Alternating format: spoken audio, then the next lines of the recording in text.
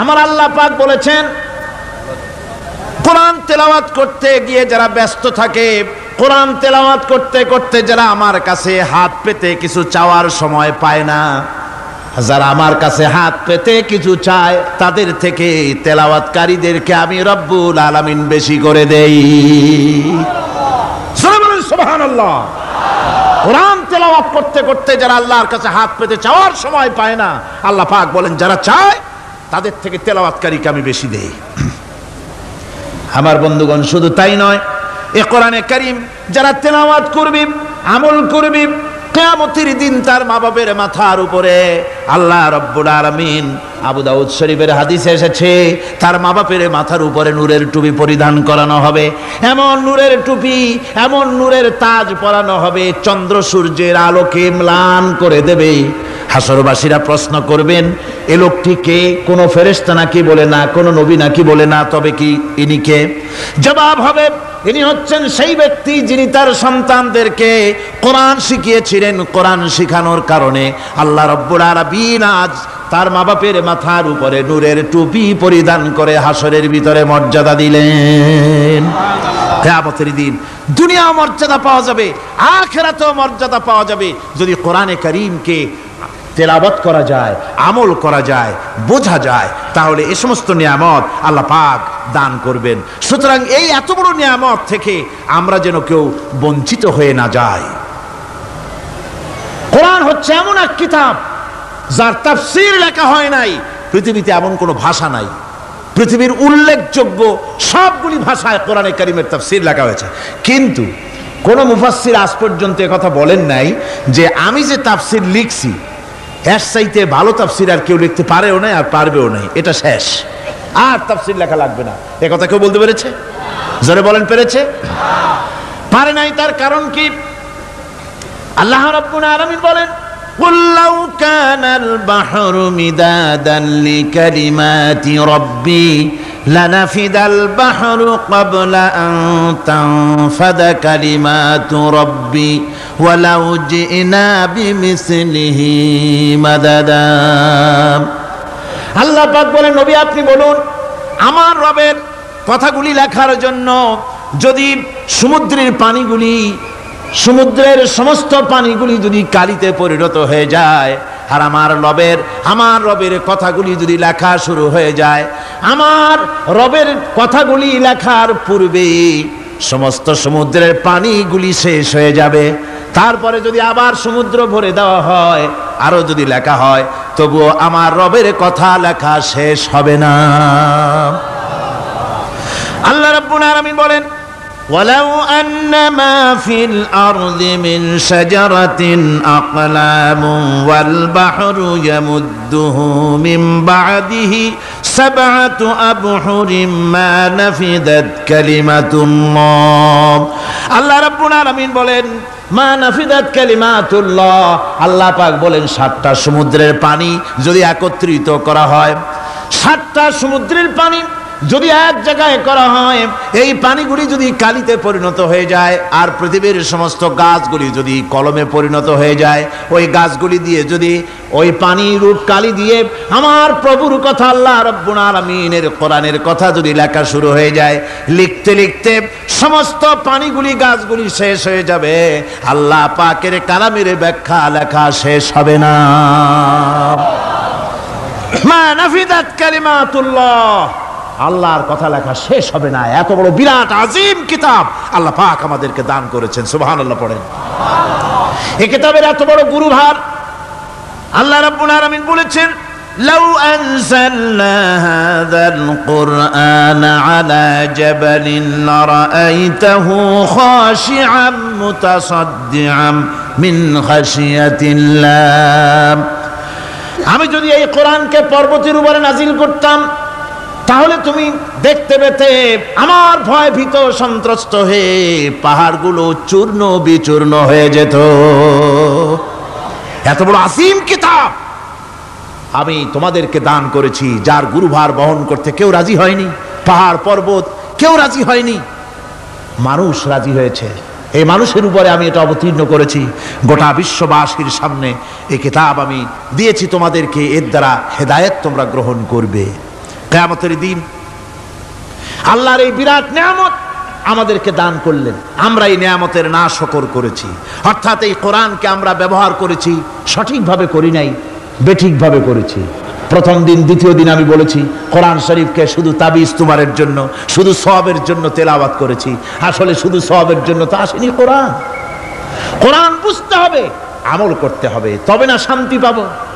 আপনি যদি কোরআন হচ্ছে মানুষের জীবন সমস্যার সমাধানের গ্রন্থ।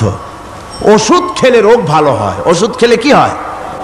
কেউ যদি সকাল বেলায় তসবিহ হাতে নিয়ে 500 বার পড়ে ওষুধ ওষুধ ওষুধ, 500 বার পড়লো, রোগ কি ভালো হবে?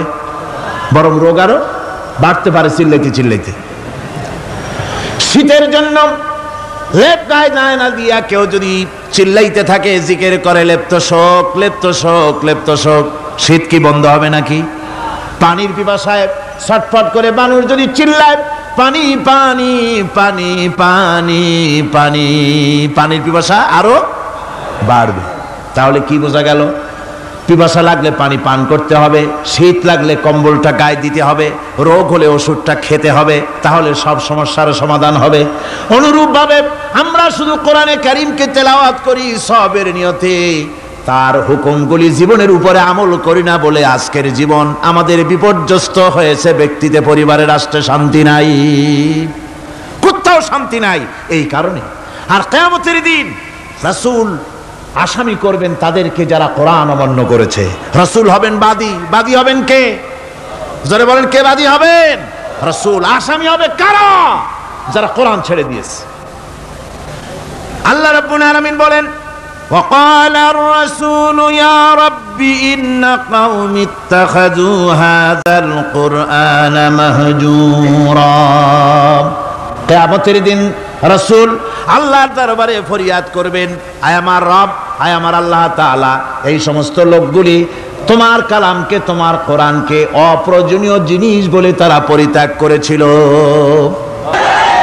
আমার বন্ধুগণ, কিয়ামতের দিন যখন এরা উপস্থিত হবে আল্লাহর দরবারে, আল্লাহ রাব্বুল আলামিন কোরআনের সাথে যারা ঠাট্টা করেছে, বিদ্রূপ করেছে, কোরআনের আইনকে নিয়ে যারা ঠাট্টা বিদ্রূপ মজাক উড়াইছে, কিয়ামতের দিন তাদেরকে বলা হবে ওয়াকিলাল ইয়াউমা নানসাকুম কামা নাসিতুম লিকা ইয়াউমিকুম হাযা। কিয়ামতের দিন আল্লাহ রাব্বুল আলামিন কোরআনের ঠাট্টাকারী, কোরআনের বিদ্রূপকারী, কোরআনের আইনের অমান্যকারীদেরকে বলবেন আমি আজকে তোমাদের ভুলে গেলাম, যেমন করে তোমরা এই দিনে আমার সঙ্গে সাক্ষাৎকারের কথা ভুলে গিয়েছিলে। তোমরা যেমন আমার আজকের এই কিয়ামতের দিনের কথা যারা ভুলে গিয়েছিলে, আজকে আমিও তোমাদেরকে ভুলে গেলাম। এরপরে কি হবে? ওয়ামাওয়াকুমুন নার ওয়া মা লাকুম মিন নাসিরিন। আল্লাহ পাক বলেন এরপরে এদের জায়গা হবে জাহান্নাম, আর এদের সাহায্যকারীও কেউ থাকবে না, জাহান্নামে চিরকাল থাকতে হবে। এটা এই জন্যে যে তারা আল্লাহর কোরআনের সঙ্গে ঠাট্টা করেছে, বিদ্রূপ করেছে, কোরআনের আইন মানে নাই, কোরআনের আইনকে অমান্য করে চলেছে। এই জন্য কিয়ামতের দিন আল্লাহ রাব্বুল আলামিন তাদেরকে শাস্তি প্রদান করবেন।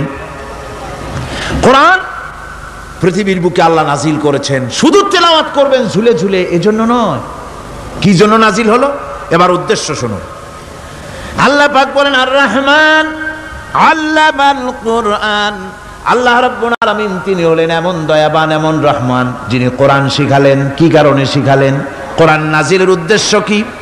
আল্লাহ পাক বলেন ইন্না আনজালনা ইলাইকাল কিতাবা বিল হাক্কি লিতাহকুমা বাইনান নাসি বিমা আরাকাল্লাহ। আল্লাহ পাক বলেন এই কিতাব আমি আপনার প্রতি অবতীর্ণ করেছি এই জন্যে যাতে করে আপনি আল্লাহর প্রদর্শিত এই বিধান অনুযায়ী মানুষের উপরে বিচার ফয়সালা করতে পারেন। মানুষের উপরে আইন চলবে আল্লাহ। কার আইন? জোরে বলেন কার আইন? আলা লাহুল খালক ওয়াল আমর। সৃষ্টি যার, আইন চলবে কার? আল্লাহ পাক বলেন এই জন্য নাজিল করলাম। কোরআন নাজিল করেছি যাতে করে কোরআনের আইন দিয়ে বিচার ফয়সালা করতে পারেন, সেই জন্যই কোরআন নাজিল করলাম। আসলে আল্লাহর নবীর এই পৃথিবীতে আগমনের উদ্দেশ্য ওটাই ছিল। হুয়াল্লাযী আরসালা রাসূলাহু বিল হুদা ওয়া দীনিল হক লিইয়ুযহিরাহু আলাদ-দীনি কুল্লিহি ওয়া কাফা বিল্লাহি শাহীদা। আল্লাহ রাব্বুল আলামিন বলেন, আমি আমার রাসূলকে দ্বীনে হক সত্যের বিধান সহকারে দুনিয়ায় প্রেরণ করেছি। লিইয়ুযহিরাহু আলাদ-দীনি কুল্লিহি আয় লিইয়ুগলিবাহু আলা সাইরিল আদিয়ান, সমস্ত আদিয়ানে বাতিলার উপরে আমার দিনকে বিজয়ী করে দেওয়ার জন্য আমি রাসূলের কাছে কিতাব সহকারে তাকে অবতীর্ণ করেছি। এ দায়িত্ব শুধু মুহাম্মদ সাল্লাল্লাহু আলাইহি ওয়াসাল্লামের ছিল না, দুনিয়ার উপরে আল্লাহর দিন কায়েম করা, আল্লাহর বিধান অনুযায়ী মানুষের বিচার ফয়সালার দায়িত্ব শুধু মুহাম্মদ সাল্লাল্লাহু আলাইহি ওয়াসাল্লামের ছিল না, সমস্ত নবীদের ছিল। কাদের ছিল? সব নবীদের ছিল। فبعث الله النبيين مبشرين منذرين وأنزل معهم الكتاب بالحق ليحكم بين الناس। আল্লাহ পাক বলেন, সমস্ত নবীদের কাছে আমি কিতাব অবতীর্ণ করেছি এই জন্য যে তারা সহজ এবং সোজা পথে যারা চলতে চায় তাদেরকে তিনি সুসংবাদ দিবেন, আর বাঁকা পথে যারা চলবে তাদেরকে তিনি জাহান্নামের ভীতি প্রদর্শন করবেন। আর আমি তার উপরে যে কিতাব অবতীর্ণ করেছি এই কিতাব দিয়ে জনগণের উপরে বিচার ফয়সালা করবে, আইন চলবে আল্লাহর কিতাব দিয়ে। আইন চলবে কি দিয়ে? আল্লাহর কিতাব দিয়ে। আল্লাহর কিতাব অনুযায়ী জনগণকে পরিচালিত করবেন, এই জন্য আমি এই কোরআনকে নাজিল করেছি, অতীতেও এই কিতাবগুলি নাজিল করেছি। কুল ইয়া আইয়ুহান নাসু ক্বাদ জাআকুমুল হাক্কু মির রাব্বিকুম। আল্লাহ পাক বলেন, নবী আপনি বলে দেন, আপনি বলুন, হে মানব সকল, আল্লাহর পক্ষ থেকে তোমাদের জন্য মহাসত্য এসেছে, এই মহাসত্য যদি অনুসরণ করো তোমাদের জন্য কল্যাণকর হবে। ওমান দাল্লা ফাইন্নামা ইয়াদুল্লু আলাইহা, আর যদি কোরআনকে অমান্য করো, আল্লাহর কিতাবকে অমান্য করো, তাহলে তোমাদের জন্য অকল্যাণ হবে। আজ আপনারা বলেন, আল্লাহর কিতাবের আইন কি আমাদের দেশে চলে? কোরআনের আইন কি চলে? চলে না। কোরআনের আইন চলে না। আমরা কি খুব শান্তিতে আছি? খুব আরামে আছি? শ্রমিকরা তাদের শ্রমের মূল্য পায়, কৃষক তার উৎপাদিত পণ্যের সঠিক দাম পায়, নারী তার সতীত্বের মর্যাদা পায়, জনগণ কি আরামে ঘুমাতে পারে? না, জনগণ রীতিমতো দুবেলা পেট পুরে সমস্ত জনগণ খেতে পারে। এর একমাত্র কারণ হচ্ছে কোরআনের আইনকে অমান্য করা হয়েছে। ভালো করে কান পেতে শুনুন, আল্লাহ রাব্বুল আলামিন কোরআনে কারীমের মধ্যে পরিষ্কার করে বলেছেন, ওয়া মান লাম ইয়াহকুম বিমা আনজালাল্লাহু ফাউলাইকা হুমুল কাফিরুন। যারা নাকি আমার দেওয়া বিধান অনুযায়ী, কোরআন অনুযায়ী যারা বিচার ফয়সালা করে না, ফাউলাইকা হুমুল কাফিরুন, ফাউলাইকা হুমুজ জালিমুন, ফাউলাইকা হুমুল ফাসিকুন। যারা আমার দেওয়া বিধান অনুযায়ী বিচার ফয়সালা করে না তারা কাফির, তারা জালিম, তারা ফাসিক। সুতরাং এর ভিতরে এই জুলমের মধ্যে জালিমদের অন্তর্গত, ফাসিকদের অন্তর্গত হয়ে বাংলাদেশের বহু মুসলমান, পৃথিবীর বহু এলাকার মুসলমান এর মধ্যে লিপ্ত হয়ে আছে। কোরআনের আইন চালু না করলে পরে, কোরআনের আইন না মানলে পরে জালিম হতে হবে, কাফির হতে হবে, ফাসিক হতে হবে। অর্থাৎ যতখানি না মানবেন ততখানি এই বিশেষণে বিভূষিত হতে হবে। এক শ্রেণীর লোক আছে যারা বলে বেলান ধর্ম আর রাজনীতি আলাদা। বলেন কিনা? কন জোরে বলেন, বলে কিনা? ধর্ম আর রাজনীতি আলাদা। তারা বলেন আমরা ধর্ম নিরপেক্ষ থাকতে চাই। তারা কি থাকতে চায়? ধর্ম নিরপেক্ষ থাকতে চায়। কোরআনে কারীমে এই ধর্ম নিরপেক্ষবাদীদের ব্যাপারে কোরআন কি বলছে শুনুন। আল্লাহ রাব্বুল আলামিন বলেন, আলাম তারা ইলাল্লাযীনা ইয়াজউমুনা আন্নাহুম আমানু বিমা উনজিলা ইলাইকা ওয়া মা উনজিলা মিন ক্বাবলিক।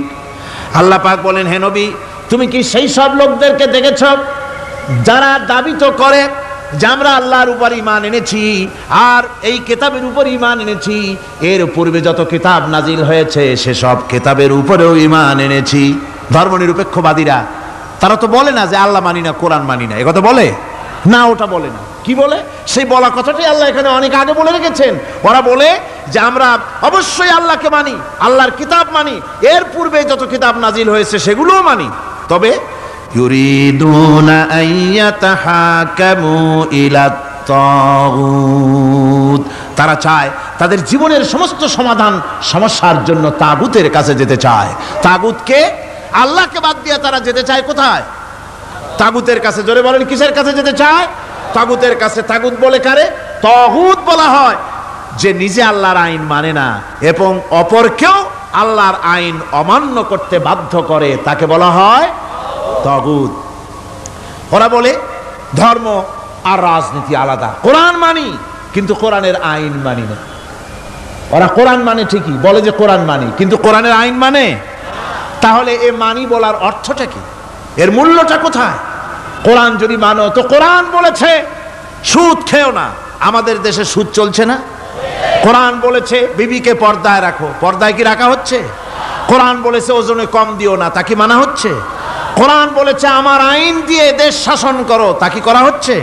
সুতরাং ধর্মনিরপেক্ষ মতবাদ যেটা, এই মতবাদটা কোরআনের দৃষ্টিতে কুফরি মতবাদ। ধর্মনিরপেক্ষ মতবাদ কি? জোরে বলেন, ধর্মনিরপেক্ষ মতবাদ কি? কোন মুসলমান, যে ব্যক্তি নিজেকে মুসলমান বলে দাবি করে, ধর্মনিরপেক্ষ মতবাদ সে বিশ্বাস করতে পারে না,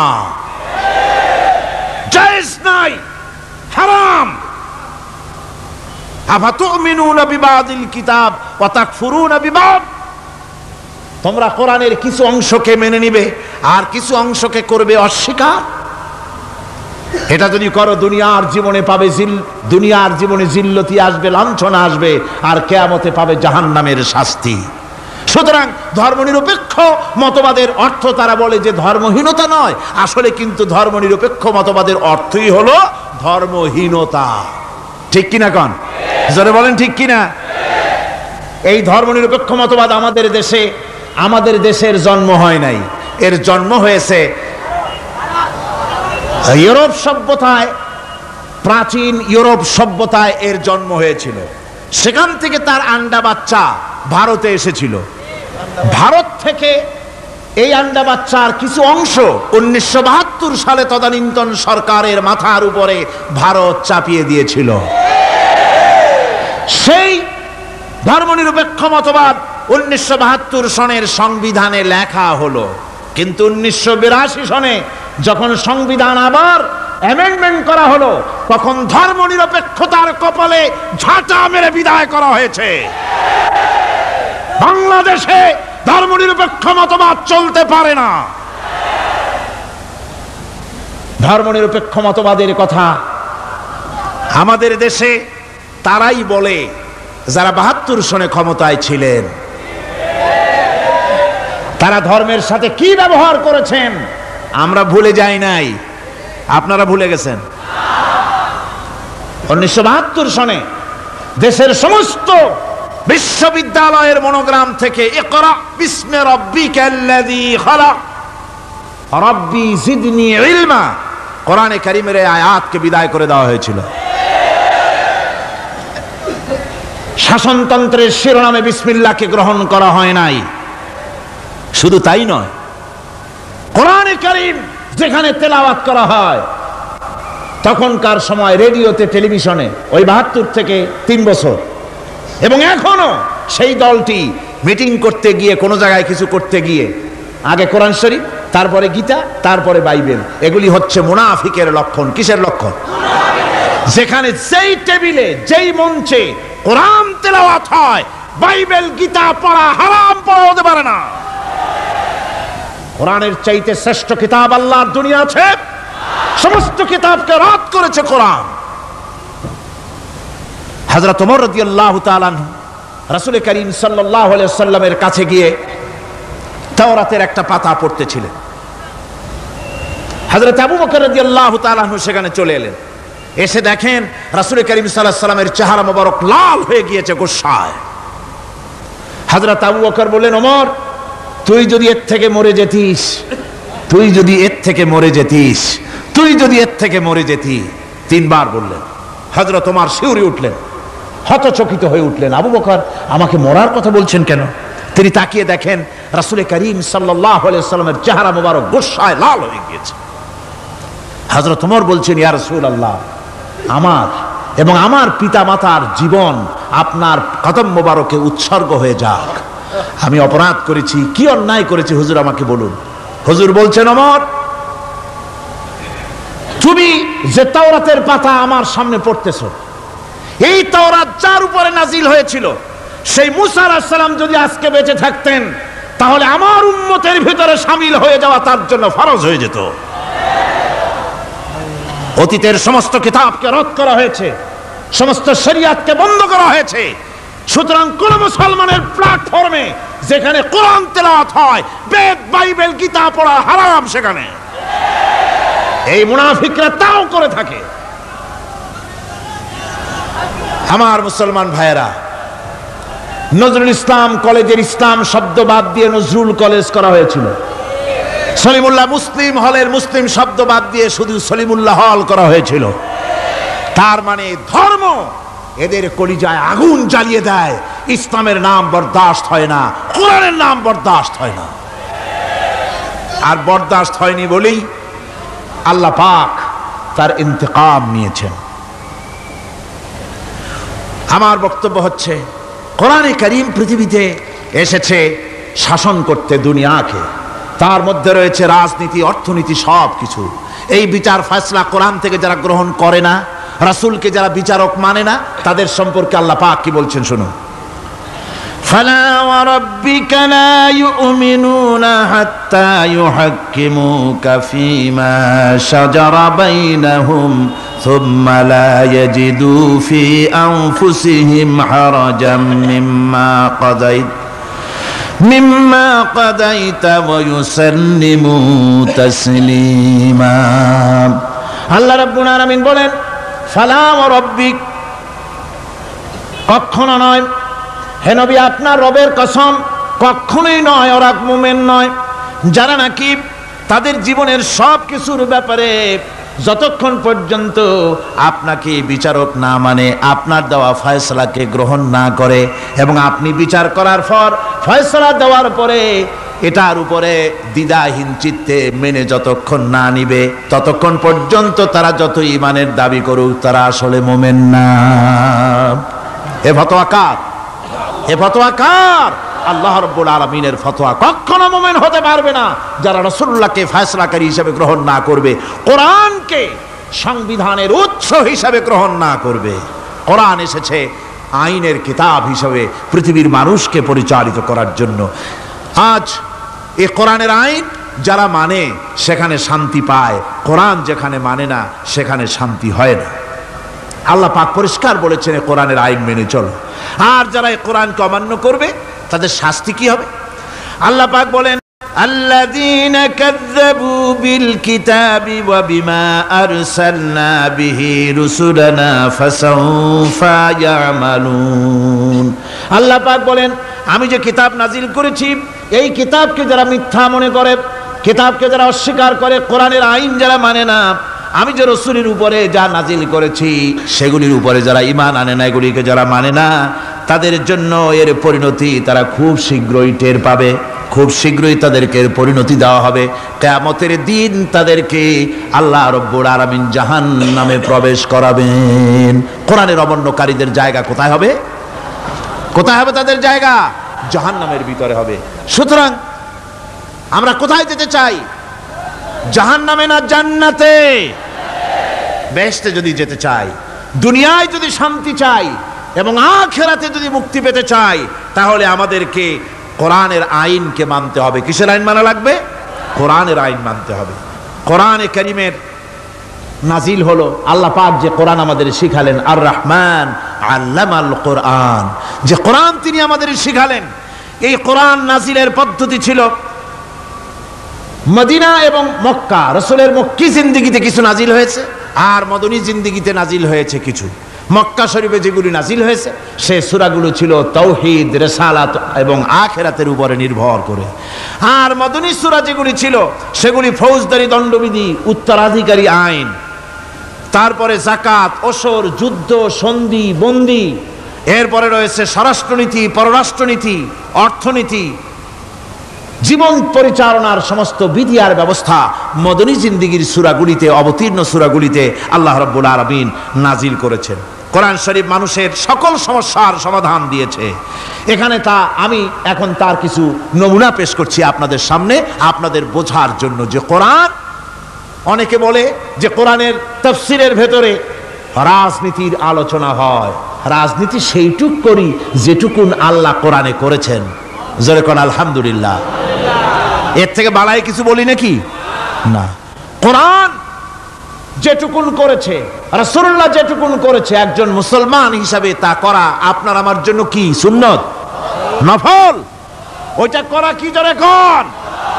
এটা করা আমাদের জন্য ফরজ। সেই জন্য আমি কিছু নমুনা পেশ করছি আপনাদের সামনে, বুঝতে পারবেন যে কোরআন শুধু নামাজের কথা নিয়ে আসে নাই। কোরআনের মধ্যে আয়াত সংখ্যা কত?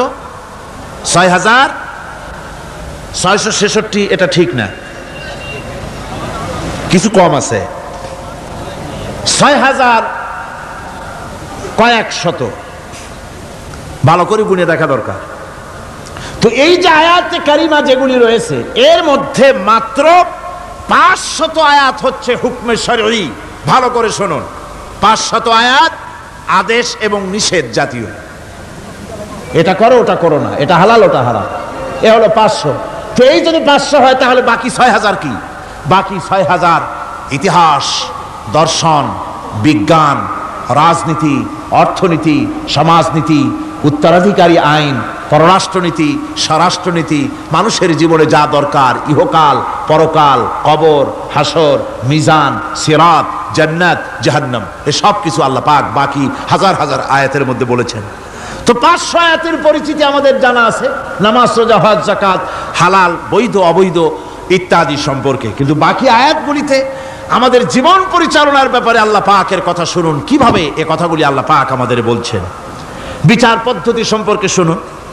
কোরআন যে বিচার পদ্ধতি আমাদেরকে দিয়েছেন, নিরঙ্কুশ ন্যায় বিচারের কথা কোরআন বলেছে। কোরআন বলেছে বিচার হতে হবে কি ধরনের? ওয়াইদা হাকামতুম বাইনান নাসি আন তাহকুমু বিল আদল।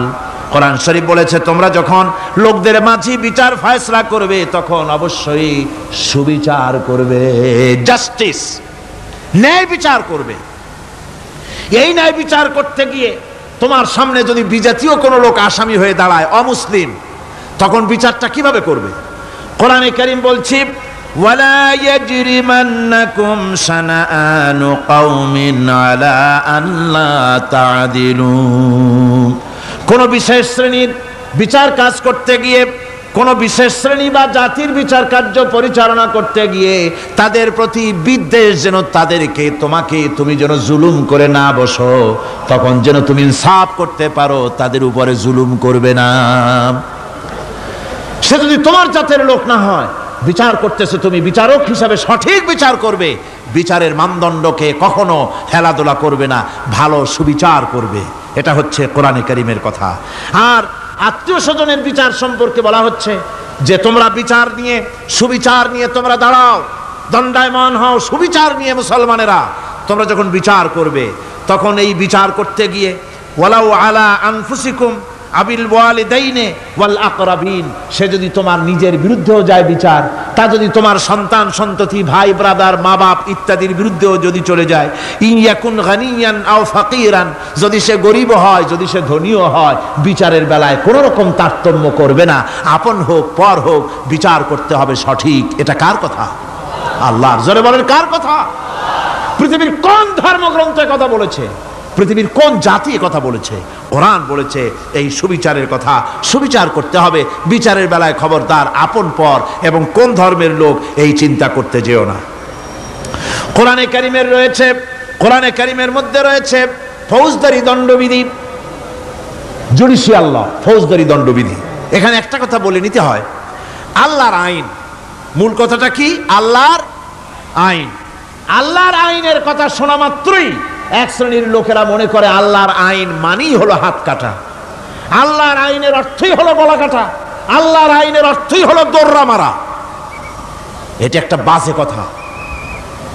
আল্লাহ পাকের আল্লাহ কি এইরকম একটা বদমেজাজি দারোগার মতো আল্লাহ যে মানুষ পাইলেই খালি পিটাবে আর হাত কাটবে? একটা কথা হইল?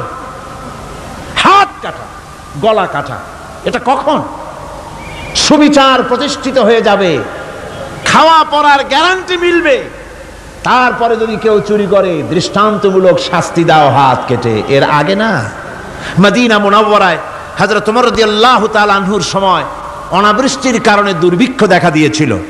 তখন হযরত ওমর জাস্টিসদেরকে, ম্যাজিস্ট্রেটদেরকে ডেকে পরিষ্কারভাবে এলান করে দিয়েছিলেন, এখন যদি কোনো চোর ধরা পড়ে, এই দুর্ভিক্ষ চলাকালীন কোন চোর যদি ধরা পড়ে আর প্রমাণিত হয় পেটের জ্বালায় চুরি করেছে, খবরদার তার হাতকে তোমরা কাটবে না,